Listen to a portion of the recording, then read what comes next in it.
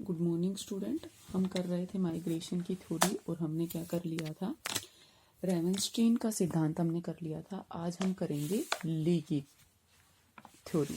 ठीक है, जो ली की थ्योरी थी उसका नाम था ली की परिकल्पना। ठीक है, क्या नाम था? ली की परिकल्पना, मतलब लीज हाइपोथेसिस।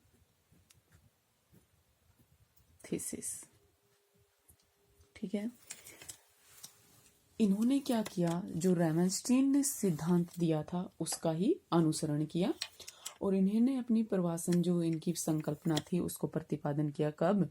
1966 में। ठीक है, इन्होंने क्या कहा कि जनसंख्या के प्रवास को उसके स्रोत और गंतव्य स्थान, मतलब जहां से वो जा रहा है और जहां वो जाना चाहता है, उसके बीच आकर्षण और प्रतिकर्षण, दो जो फैक्टर हैं, वो क्या करते हैं, अंतरायली बाधाओं के संदर्भ में, मतलब इंटरवेन जो होता है उसके संदर्भ में स्पष्ट करने का प्रयास इन्होंने किया है। इन्होंने दो ही फैक्टर बताए हैं। क्या? कि जहां से वो जा रहा है और जहां पर वो जाना चाहता है। ठीक है, मतलब जहां उसके स्रोत से गंतव्य स्थान की ओर, गंतव्य स्थान के बीच में दो फैक्टर है। कौन कौन से? एक आकर्षण और एक प्रतिकर्षण। और अंतराली बाधाएं, तीसरा और क्या जोड़ दिया उसने? अंतराली बाधाएं, मतलब बीच बीच में आने वाली जो रुकावटें होती है उनमें, मतलब तीन चीजें बताई इन्होंने। क्या क्या? आकर्षण, प्रतिकर्षण और बीच में आने वाली जो बाधाएं हैं वो। ठीक है, ली ने कहा कि अपकर्षण के कारण, क्या कहा कि अपकर्षण के कारण जनसंख्या को स्थान छोड़कर किसी अन्य स्थान पर जाने के लिए बाध्य करते हैं। ठीक है, अपकर्षण के कारक तो ये है। अपकर्षण क्या होता है? अपकर्षण क्या? कि भाई किसी को एक स्थान से दूसरे स्थान पर जाने के लिए बाध्य करना। ठीक है, वो क्या कहलाता है? अपकर्षण।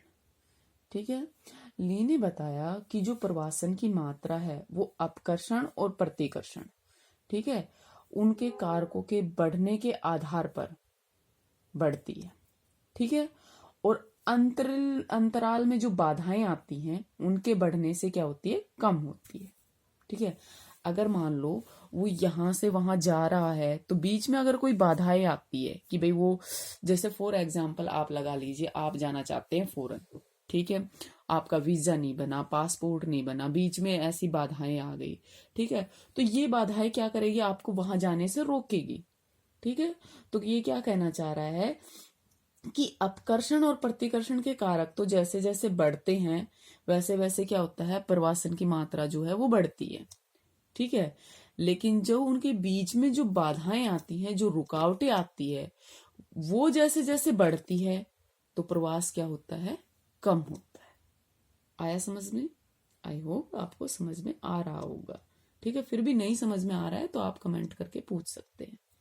ठीक है, इन कारकों के आधार पर ली ने क्या कहा, कौन कौन से अपकर्षण, प्रतिकर्षण और जो अंतराल में आने वाली बाधाएं हैं, अंतरालयी बाधाएं बोल सकते हैं इनको, या रुकावटें, जो बोलना चाहें आप, लिखना चाहे वो। ये जो तीन कारक इन्होंने बताए, इन्होंने, ली ने इनके आधार पर क्या कहा कि जो प्रवासन संबंधी जो परिकल्पनाएं हैं, जो हाइपोथेसिस है, उनका इन्होंने प्रतिपादन किया इन कारकों को आधार बनाकर। इनका संबंध प्रवासन की मात्रा, प्रवासन की धारा और प्रवासन के लक्षणों से है, ऐसा कि इन्होंने कहा, ली ने कहा। ठीक है, अब एक आता है कौन सा? गुरुत्व मॉडल। क्या आता है? गुरुत्व मॉडल, मतलब ग्रेविटी फोर्स। ठीक है, क्या आता है? Gravity force. क्या है? गुरुत्व मॉडल। एक हमने क्या कर लिया? रेवनस्टीन कर लिया, ली कर लिया। अब क्या आता है? गुरुत्व मॉडल। ठीक है, गुरुत्व पता है ना आपको? चुंबक, इसका प्रतिपादन कब हुआ? 1930 और 40 के दशकों में। जनसंख्या का जो प्रवास है वो न्यूटन गुरुत्वाकर्षण का बल का सिद्धांत किसने दिया था? आपको पता है, न्यूटन ने दिया था। न्यूटन के जो गुरुत्वाकर्षण सिद्धांत के आधार पर स्पष्ट करने का प्रयास किया गया है। किसको? प्रवास को। ठीक है।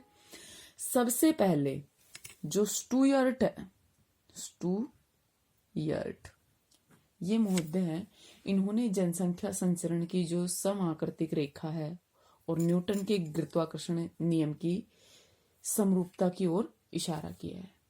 ठीक है। आगे चलकर ये दो चीजें थी कि क्या, एक तो जनसंख्या संचरण की समाकृतिक रेखा और दूसरा न्यूटन का जो गुरुत्वाकर्षण बल के बीच में जो समरूपता थी, उसमें उसी को ही आगे क्या नाम दिया गया? गुरुत्व मॉडल। ठीक है। कुछ विद्वानों का विचार था कि स्टुअर्ट जो है से पहले रोयली, क्या नाम बताया? रोयली, इन्होंने 1909 में प्रतिपादित किया था ये विचार जो स्टुअर्ट ने किया था। ठीक है।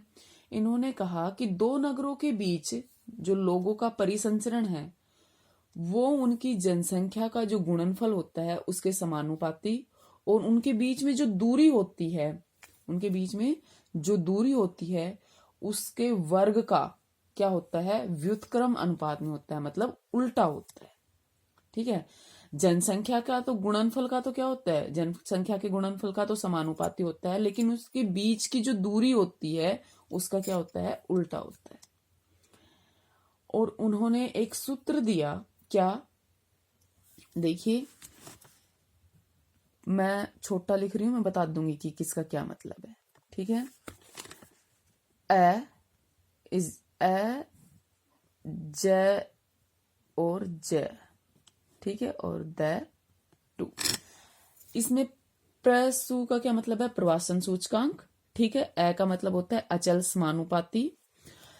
J1 का मतलब है अधिवास नंबर 1 की जनसंख्या, और J2 का मतलब क्या है? अधिवास नंबर 2 की जनसंख्या। यहां नहीं लिखा जाएगा J1 और J2, यहां लिखा जाएगा, क्या लिखा जाएगा?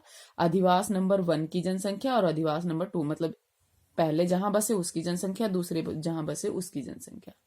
और दूसरा क्या है? दोनों के बीच में जो दूरी है, कल मैंने बताया था ना, गांव से छोटे नगरों में, फिर नगरों से बड़े नगरों, तो इनके बीच की दूरी और इसकी जनसंख्या और इसकी जनसंख्या। ठीक है।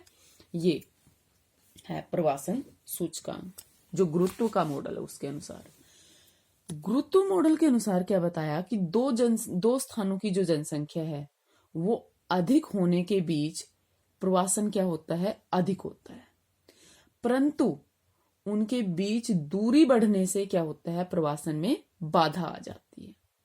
अर्थात क्या कहा उन्होंने कि स्थानों के बीच में दूरी बढ़ने से, मतलब अगर ये कोई ए स्थान है और ये कोई बी स्थान है, अगर इन दोनों के बीच में दूरी बढ़ती है तो प्रवासन में क्या आएगी? कमी आएगी। ठीक है। और अगर इन दोनों के बीच में जनसंख्या अधिक है, ठीक है, इनकी और इसकी जनसंख्या अधिक है, तो प्रवासन क्या होगा? अधिक होगा। ठीक है। और अगर इनकी दूरी ज्यादा है तो प्रवासन क्या होगा? कम होगा। ठीक है। आई बात समझ में? कल इसकी आलोचनाएं करेंगे इस मॉडल की, कि कुछ विद्वान हैं जिन्होंने इसकी आलोचनाएं की हैं, उसके अलावा और एक दो मॉडल है वो करेंगे। ठीक है। Thank you.